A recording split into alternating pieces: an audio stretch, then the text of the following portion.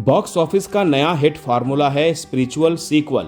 शाहिद कपूर की कॉकटेल 2 ने एक बार फिर दम दिखा दिया है। लेकिन क्या आप जानते हैं कि हिंदी में इसकी शुरुआत कब से हुई? सीरीज या पार्ट में आने वाली फिल्मों से ये कितना अलग है?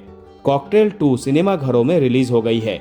रिपोर्ट्स और रिव्यूज बताते हैं कि शाहिद कपूर, कृति सेनन और रश्मिका मंदाना की केमिस्ट्री और स्क्रीन प्रेजेंस दर्शकों को आकर्षित कर रही है। फिल्म के निर्देशक हैं होमी अदजानिया। कॉकटेल 2 की कहानी क्या है, इसे विस्तार से जानने के लिए प्लीज थिएटर का रुख करें। लेकिन फिल्म के प्रमोशनल मटेरियल में एक खास बात सभी ने गौर की होगी और वो है स्पिरिचुअल सीक्वल। कितने लोग जानते हैं कि स्पिरिचुअल सीक्वल का मतलब क्या होता है? यह किसी भी सामान्य फीचर फिल्म से कितना अलग है, या फिर किसी सीरीज या पार्ट में आने वाली फिल्मों से भी किस कदर भिन्न होती है? आपको कुछ उदाहरणों के साथ समझाते हैं। सबसे पहले आपको बताते हैं कि कॉकटेल 2 को साल 2012 में आई कॉकटेल का सीक्वल बताया गया है। 2012 की कॉकटेल को भी होमी अदजानिया ने डायरेक्ट किया था, लेकिन कलाकार अलग थे, मसलन सैफ अली खान, दीपिका पादुकोण और डायना पेंटी आदि। फिल्म में इन 3 कलाकारों के किरदारों के नाम क्रमशः गौतम, मेलानी और मीरा था।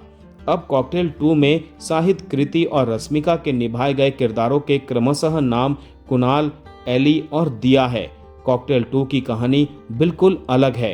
अब किसी के भी जहन में ये सवाल आ सकता है कि कलाकार, किरदार और कहानी तीनों ही अलग हैं, तो ये सीक्वल कैसे है?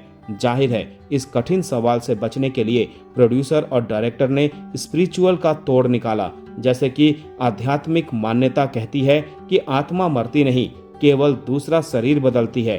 कुछ उसी तरह से स्पिरिचुअल सीक्वल मतलब फिल्म के थीम और कैरेक्टर का परकाया प्रवेश। स्पिरिचुअल सीक्वल का मकसद दर्शकों को पहले वाली फिल्म जैसा ही अनुभव प्रदान करना होता है।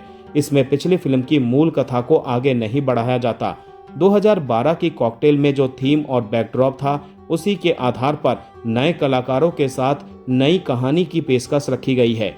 बस हो गया स्पिरिचुअल सीक्वल, यानी फिल्म का चेहरा नया है और टाइटल पुराना।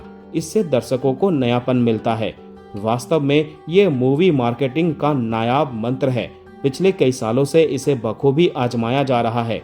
सुपरहिट फिल्मों के सीक्वल या अगला पार्ट बनाने की होड़ सी मची है। इसमें कई फ्रेंचाइजी को कामयाबी भी मिली है।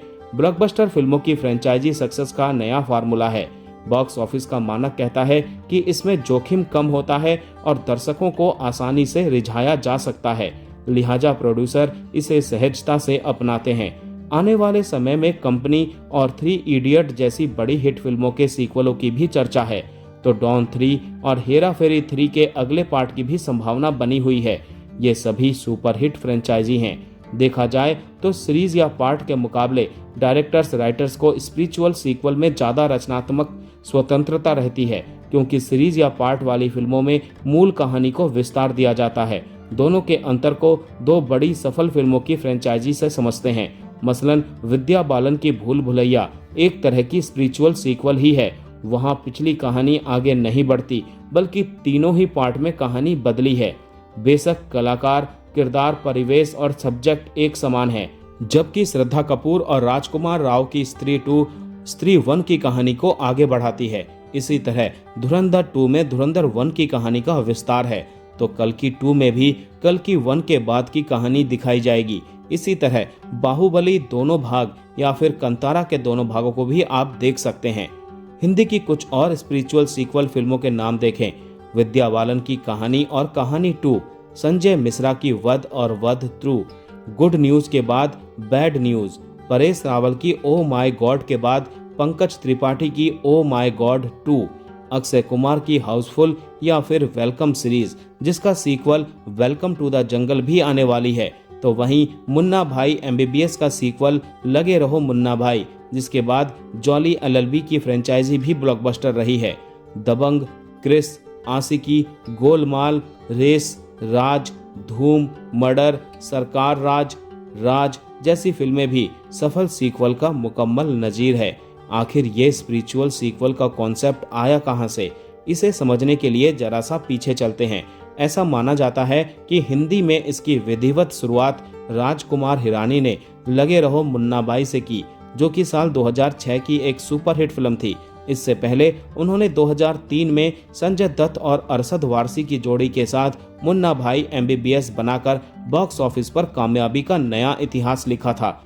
दोनों फिल्मों की कथाभूमि, कलाकार और परिवेश में समानता थी।